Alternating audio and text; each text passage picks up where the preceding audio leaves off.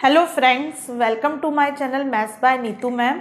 आज मैं आपके सामने जो टॉपिक लाई हूँ वो है एरिया एंड पेरीमीटर, और फिर इसके बाद मैं वॉल्यूम भी कराऊंगी। मेंसुरेशन के अंदर ये तीनों टॉपिक आते हैं। और सबसे पहले जैसे मैं आपको केवल फॉर्मूले नहीं बताऊंगी और क्वेश्चंस नहीं बताऊंगी, मैं आपको इनके फॉर्मूलेज बनाना बताऊंगी कि कैसे बनाते हैं।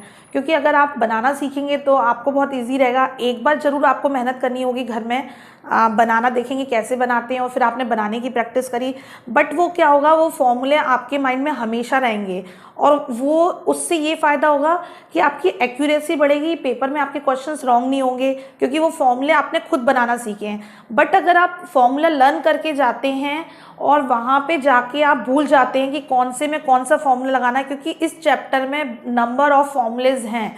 आप कितने फॉर्मूले लर्न करेंगे आप सोच भी नहीं सकते। क्वेश्चंस भी बहुत सारे हैं, ये टॉपिक बहुत बड़ा है। तो उसमें क्या रहता है, अगर आप बनाना सीखेंगे तो आपके माइंड में रहेगा ये कैसे बना है। अगर वहाँ आप फॉर्मूला भूल गए तो आप वहीं पे थोड़ा सा सोच के आप कर सकते हैं। बट अगर याद होगा तो आप सपोज आप याद करके गए तो हो सकता है कभी आपने किसी दूसरे का फॉर्मूला लगा दिया या आप सोच में पड़ गए, आपका सवाल गलत हो गया, तो एक आपका कॉन्फिडेंस डेवलप नहीं होगा। तो आज मेरा सोचना ये है कि मैं आपको पहले ट्रायंगल से रिलेटेड, क्योंकि जो हमारी एरिया पेरीमीटर लगता है वो क्लोज्ड फिगर में लगता है। जैसे कि हम एक लाइन है तो वो तो लाइन है, अगर हमने एक लाइन और करी तो एंगल बनेगा। लेकिन जैसे ही हम दो लाइनों के बाद एक लाइन और कर देते हैं तो वो हमारा क्या हो जाएगा, एक क्लोज्ड फिगर हो जाएगी, ट्रायंगल। ट्रायंगल के बाद आता है हमारा रेक्टेंगल, स्क्वायर। इस तरह से हमारी फिगर्स बढ़ती जाती हैं। फिर हम सर्कल पढ़ेंगे। जब हमारे ये सब कंप्लीट हो जाएंगे तो हम किस में आ जाएंगे, वॉल्यूम के लिए आ जाएंगे। तो वॉल्यूम हमारी 3D डायमेंशनल फिगर होती है। ये हमारी किस में आती है, जो किसी सरफेस पे पिक्चर्स बन सकती हैं, वो सारी हमारी कहलाती हैं 2D डायमेंशनल फिगर, क्योंकि इसमें हाइट होती है और बेस होता है, या फिर आप बोल सकते हो लेंथ होता है, ब्रेथ होती है। तो इसको बोलते हैं 2D डायमेंशनल फिगर।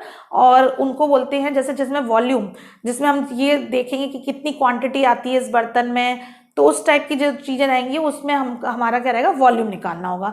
तो मैं आज आपको मेन बेसिक जो चीज़ें हैं वो आज आपको मैं एक्सप्लेन कर दूंगी।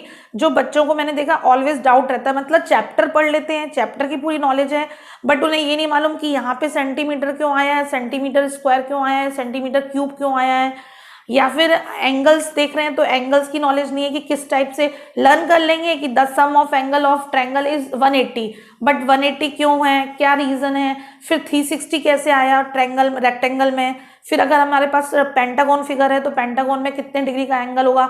तो रट के हम सारी चीजें नहीं कर सकते, हम कितना रटेंगे, कितना अपने माइंड में रखेंगे, बट अगर हम समझ के करेंगे तो हमें प्रॉब्लम नहीं आएगी। तो आज मैं अभी स्टार्ट करती हूँ, फॉर्मूले उसमें नहीं लूंगी, बट फर्स्ट ऑफ ऑल आपको याद है कि आप लोगों को क्या करना है, आपको मेरी चैनल को सब्सक्राइब करना है, वीडियोस को लाइक करना है, और प्लीज़ इसे ज़्यादा से ज़्यादा वीडियो को आप शेयर करिए अपने फ्रेंड के साथ, जिससे उन्हें भी इसका फ़ायदा मिल सके। और ये स्कूल गोइंग जो स्टूडेंट हैं उनके लिए भी ये वीडियोस बेनिफिशियल हैं, क्योंकि ये सारे जो चैप्टर्स मैं लेती हूँ ये कॉम्पिटिटिव एग्जाम्स में तो आते ही हैं, साथ साथ ये हमारे 6 to लेकर 10th के चैप्टर्स को भी कवर करते हैं। तो कुछ आपको ट्रिक्स भी मालूम पड़ती है, कुछ आपको मेथड भी मालूम पड़ते हैं। ऐसा नहीं है कि आपके ये चैप्टर अगर उस चैप्टर आपकी बुक में नहीं है तो आपके लिए बेनिफिशियल नहीं है, बट 8th में 9th में आप देखेंगे आपको हर जगह कहीं ना कहीं मिलेगा। और आपको ये मेन बात है कि जो मैं फॉर्मूले बनाना सिखा रही हूँ वो आपकी बहुत हेल्प करेंगे, वो स्कूल में नहीं सिखाते हैं। तो अब स्टार्ट करते हैं हम। सबसे पहले हमने लिया ट्रायंगल। ट्रायंगल में कितने टाइप्स की फिगर होती है, जैसे ट्रायंगल हमने लिया तो ट्रायंगल में जिसमें तीनों साइड इक्वल होती है, तीनों साइड इक्वल हुई, सपोज ये भी ए है, ये भी ये है, तो इस फिगर को हम बोलते हैं equilateral figure triangle.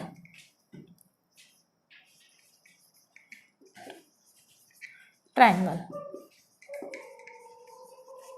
Equilateral triangle जो होगा उसमें क्या रहता है, इसकी तीनों साइडें इक्वल होती है। अब सबसे पहले मैं आपको ये बता दूं पेरीमीटर, एरिया, इनमें अंतर क्या है। अगर हमें सपोज पेरीमीटर की बात आती है तो पेरीमीटर का मतलब होता है कि बॉर्डर जो आपको दिखता है इनको आप क्या कर दीजिए, प्लस कर दीजिए, सम ऑफ द बॉर्डर लेंथ, वो हो जाता है हमारा पेरीमीटर।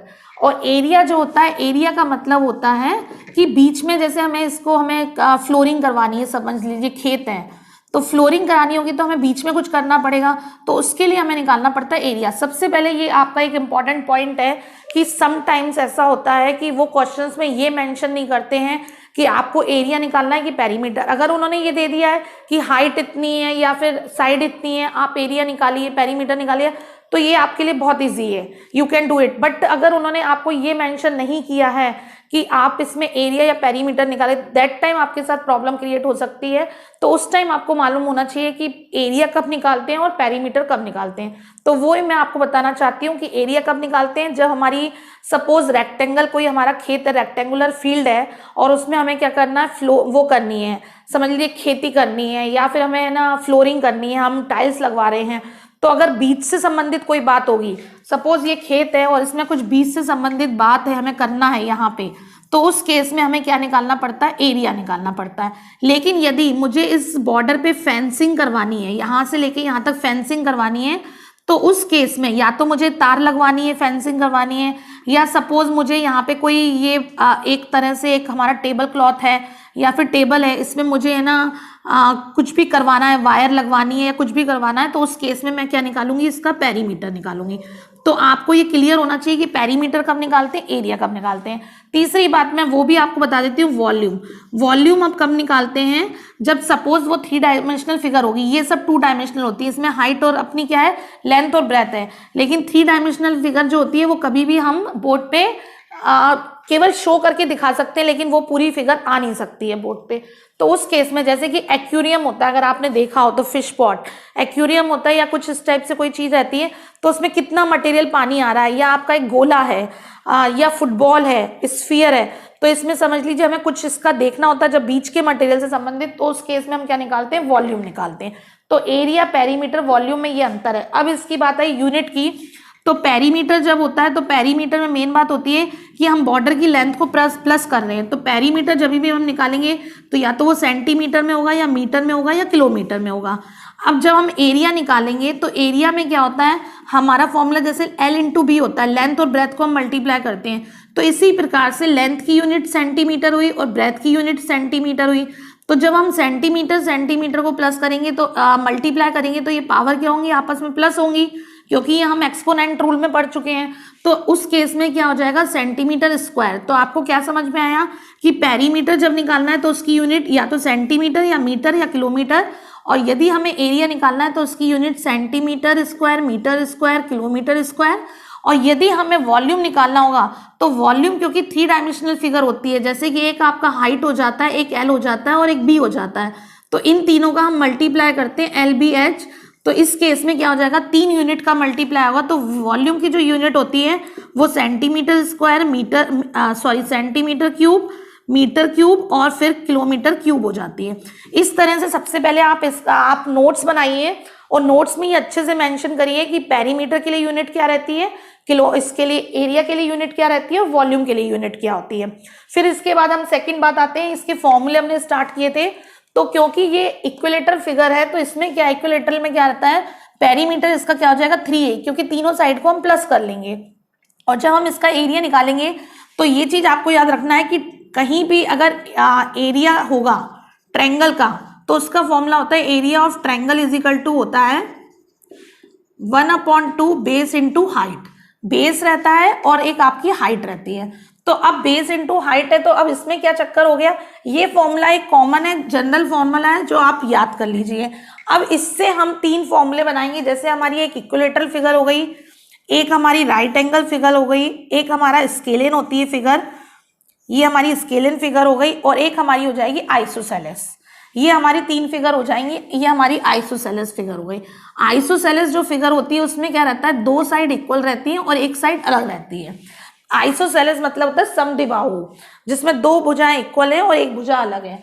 और इक्विलेटरल ट्रायंगल में तीनों इक्वल होती हैं। और जैसे एरिया ऑफ ट्रायंगल बताया, जैसे हमें सपोज इसका निकालना है एरिया ऑफ ट्रायंगल, ये राइट एंगल ट्रायंगल फिगर है, इसको क्या बोलते हैं, राइट एंगल ट्रायंगल।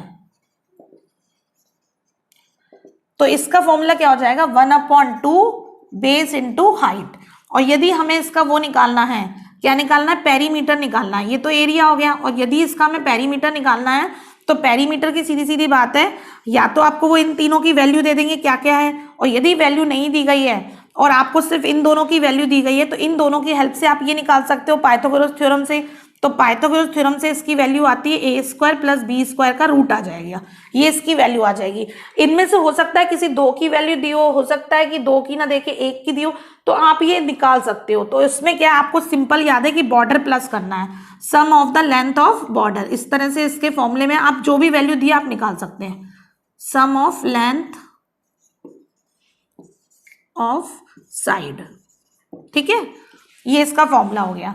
अब क्या हुआ, ये इसका आपका किसका फॉर्मूला हो गया था, एरिया का हो गया था। अब मैं मेन में आपको बता रही थी इक्विलेटरल ट्रायंगल। इक्विलेटरल ट्रायंगल में जब आप इस फॉर्मूले में आए 1/2 b/h में, तो क्या होता है कि इसका ये जो है हाइट, जब ये आपके पास बेस तो आ गया, बेस तो ए हो गया, लेकिन क्या हुआ आपके पास क्या है, हाइट नहीं है। तो हाइट निकालने के लिए क्या करते हैं हम, पाइथागोरस थ्योरम यूज करते हैं और पाइथागोरस थ्योरम से हम हाइट निकाल लेते हैं। तो ये पार्ट हमारा कितना हो जाएगा, a/2 हो जाएगा, इतना आधा पार्ट, और ये वाला भी आधा पार्ट कितना हो जाएगा, a/2, और ये कितना पार्ट है, a पार्ट है। तो पाइथागोरस थ्योरम बोलती है यदि हमें हाइट निकालना है, तो हाइट निकालने के लिए हम क्या करते हैं, हाइट निकालने के लिए हम हाइपोटेनस में से इसके स्क्वायर को माइनस करते हैं, हाइपोटेनस के स्क्वायर से। तो हमने क्या किया, a स्क्वायर से a/2 के स्क्वायर को माइनस किया, जिससे कि हमें हाइट की वैल्यू मिल जाए, और यहाँ पे क्या आ जाएगा, स्क्वायर रूट आ जाएगा, क्योंकि हमारा फॉर्मूला होता है हाइपोटेनस का square is equal to length का स्क्वायर। लेंथ को हम परपेंडिकुलर भी बोल सकते हैं और बेस का स्क्वायर भी बोल सकते हैं, तो वो चीज आ जाती है। लेकिन यहाँ पे हमें क्या निकालना है, हाइट निकालनी है, हाइपोटेनस नहीं निकालना है। तो फिर उसके बाद हम यहाँ पे क्या करेंगे, जब हम इस फॉर्मूले को ओपन करेंगे, तो ओपन किया तो यहाँ पे क्या हो जाएगा आपका, ए स्क्वायर, यहाँ पे ओपन कर लिया, a स्क्वायर अपॉन 4, और जब एलसीएम लिया तो 4 इधर जाएंगे, 4 से a स्क्वायर माइनस होगा तो ये आ जाएगा 3a स्क्वायर, और अपॉन में क्या लिखा हुआ है 4, और स्क्वायर रूट लगा हुआ है, तो 3 तो रूट में आ जाएगा, a/2 बाहर आ जाएगा। तो ये हमें क्या मिल गया, ये a/2 3, ये जो हमें मिला ये हमें हाइट मिली है। हाइट मिली है तो हमारा फॉर्मूला होता है एरिया का बेस इंटू हाइट, तो 1/2 लिखा, बेस कितना है हमारे पास, बेस आ गया हमारे पास a, और हाइट कितनी आ गई, a/2√3। तो हमारा फॉर्मूला जनरेट हो गया a square upon 4 √3/4 a square. ये फॉर्मूला आप नोट डाउन कर लीजिए। वैसे तो आप लोगों को लर्न हो जाएगा, बट मैंने आपको बनाना भी सिखा दिया है कि कभी आपको इन केस बनाना पड़ जाए तो आप ये फॉर्मूले को बना सकते हैं कि यहाँ पे ये फॉर्मूला चेंज क्यों था, जबकि हमने ट्रायंगल में हर जगह पढ़ा है हमारा फॉर्मूला होता है 1/2 बेस इंटू हाइट। लेकिन ये फॉर्मूला कैसे हो गया, तो ये फॉर्मूला इस तरह से हुआ है क्योंकि इसमें तीनों साइडें इक्वल होती हैं और वो प्रॉब्लम क्रिएट करता है। जब इसको हम सॉल्व करेंगे तो हमारा ये इस तरह से फॉर्मूला बन जाएगा। अब हमने राइट एंगल भी पढ़ लिया और इक्विलेटरल ट्रायंगल भी पढ़ लिया। अब हमारे स्केलिन पे, स्केलिन से पहले हम इस पे आ जाते हैं क्योंकि स्केलिन का फॉर्मूला बिल्कुल अलग है। स्केलिन मतलब होता है कि जिसकी सभी साइड अलग होती हैं। स्केलिन मतलब होता है जिसमें सपोज ये ए है, ये बी है और ये सी है, तीनों साइडें अलग हैं। तो ये हम बाद में देंगे। अब इसमें आए तो इसमें भी हमारा ये रहेगा कि ये बेस है, ये है आइसोसेलेस। ये कौन सा फॉर्मूला है, आइसोसेलेस। आइसोसेलेस का मतलब होता है जिसमें ये हाइट, ये दोनों साइडें इक्वल रहती हैं और बेस अलग होता है। तो इसका जब आप पेरीमीटर निकालेंगे तो पेरीमीटर में तो आपको कोई प्रॉब्लम नहीं है क्योंकि 2a प्लस बी हो जाएगा। ये 2a है और ये b हो गया, लेंथ को प्लस करना है तो आपके पास आ गया। लेकिन जब इसका आप एरिया निकालेंगे तो एरिया का फॉर्मूला है 1/2 बेस इंटू हाइट। तो 1/2 लिखा, बेस आपके पास है।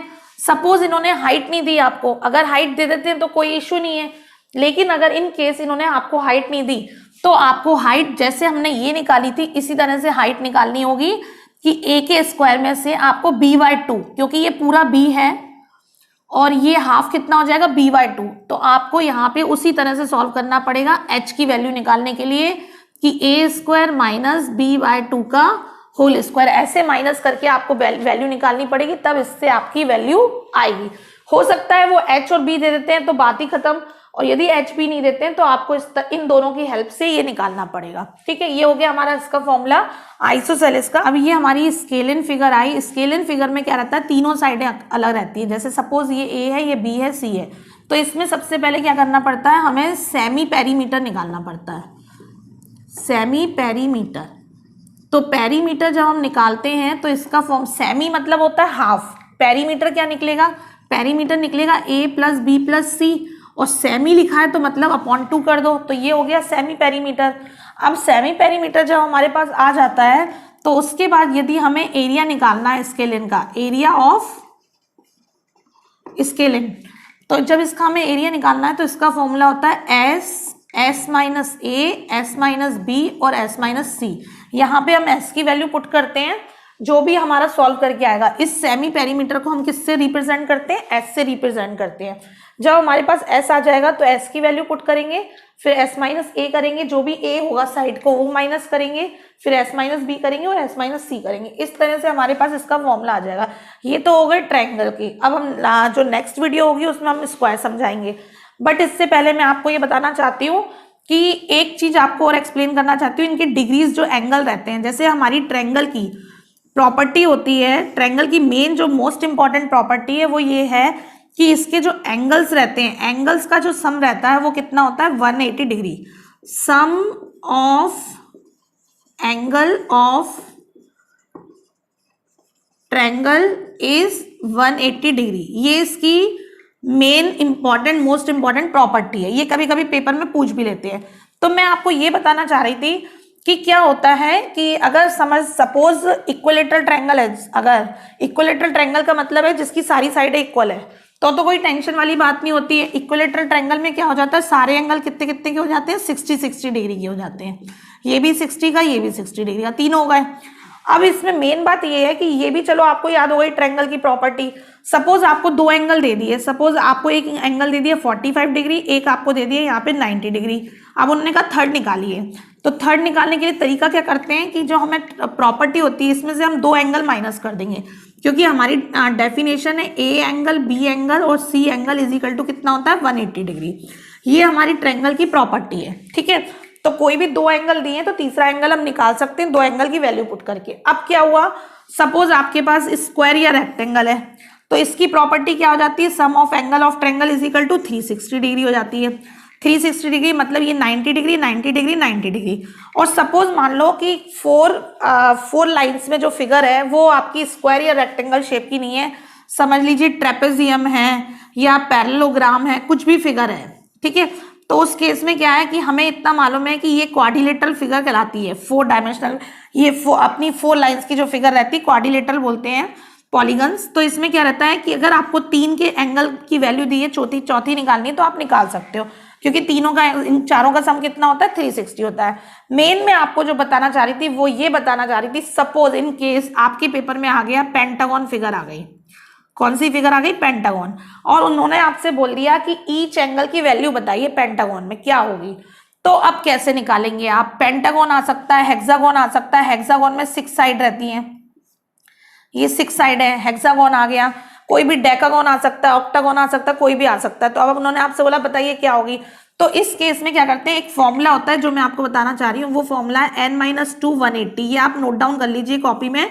इससे आप क्या करेंगे, इनके एंगल का सम निकाल सकते हैं। इस फॉर्मूले की हेल्प से सम ऑफ एंगल आ जाएगा। n क्या रहता है, जितनी भी साइड हो, जैसे कि आपका ये 4 था, 4 साइड थी, 1 2 3 4, तो n की वैल्यू आप 4 पुट करेंगे, 4 - 2 करेंगे तो कितना हो जाएगा, 4 - 2 2, और मल्टीप्लाई क्या कर देंगे 180। यानी कि ये रेक्टेंगल के एंगल का सम कितना हो गया, 360 हो गया, ठीक है। अब क्या होता है, ये वैल्यू आपने निकाल ली। अब मैंने बोला ईच एंगल बताइए, तो ईच एंगल मतलब 4 था रेक्टेंगल में, तो 4 से आपने डिवाइड कर दिया, 4 9 जा 36, 90 डिग्री वैल्यू आ गई, ठीक है। इस तरह से हम ईच एंगल निकाल सकते हैं। अब यही बात पेंटागन में आई, मैंने आपसे बोला पेंटागन के ईच एंगल की वैल्यू बताइए। तो सबसे पहले आप इसका सम निकालोगे, तो सम निकालने के लिए n की जगह पे आपने क्या पुट किया, 5 - 2 किया तो 3 को मल्टीप्लाई किया, 180 से कितना आया, 540 डिग्री आ गया। 540 जो डिग्री आया ये हमारे पास पांचों एंगल का सम आया है, लेकिन हमें क्या चाहिए, ईच एंगल चाहिए। तो अब हम इसको क्या करेंगे, 5 से डिवाइड कर देंगे। 5 से डिवाइड किया तो 5 1 जा 5, 0 5 8 जा 40। तो इस तरह से हमने ईच एंगल की वैल्यू निकाल ली 108। तो आप ये फॉर्मूला नोट डाउन कर लीजिए, जब कभी भी आपसे पूछा जाए तो सबसे पहले सम ऑफ एंगल निकाल लीजिए और उसके बाद ईच एंगल। और ये जितने भी फॉर्मूले हुए इनको आप अच्छे से प्रिपेयर कर लीजिए और नोट्स बना लीजिए। अगर इनमें कहीं डाउट आता है, आपको कोई प्रॉब्लम आती है, तो आप कमेंट बॉक्स में मुझसे पूछ सकते हैं। और अगर वीडियो अच्छी लगी है तो आपको लाइक करना है। Thank you so much.